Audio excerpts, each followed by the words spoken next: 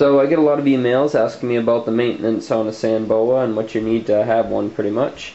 And so anyways, I'm going to show you what I have. This is a 20 long tank.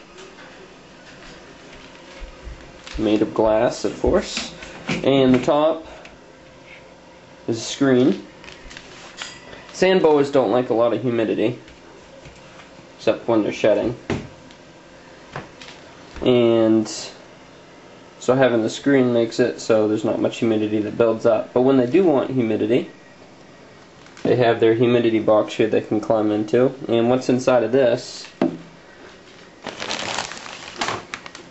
is Spagna Moss, or however you pronounce it.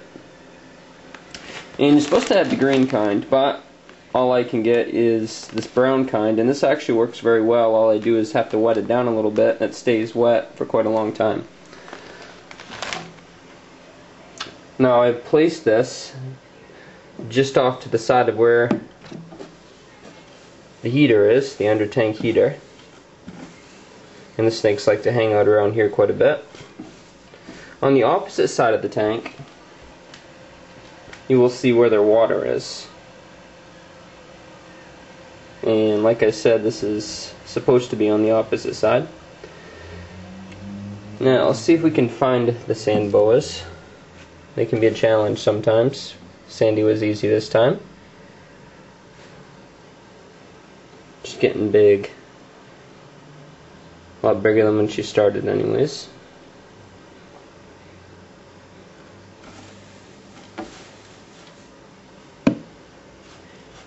And Lord knows where the snow boa is. And by the way, that piece that you just saw me move, that log-like thing, isn't really necessary. I have it in there as just like an extra thing that could help them with shedding, but they don't really need it. They do very well. How well? Well, this is pretty much what their shed looks like every time. Completely full, which is exactly what you want. And I don't know if I'm going to be able to find this snake.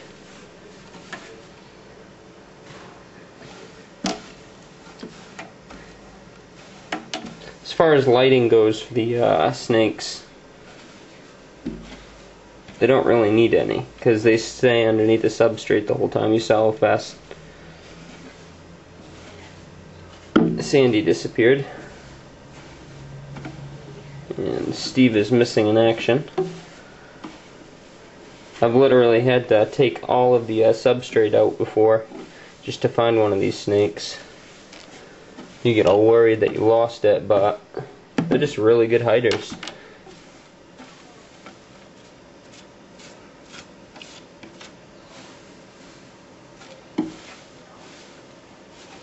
Not to mention the fact that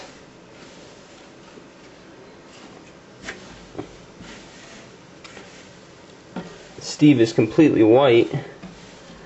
It makes it really difficult to find him. But anyways, he's in there somewhere. I give up.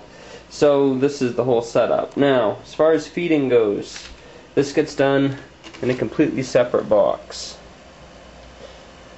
This way, when I'm reaching in there, they're not thinking I'm food. They're used to having to be picked up and into the box in order to get the food. A good habit. And so, anyways, I'm going to end this video here. And there you go. Any questions, just ask.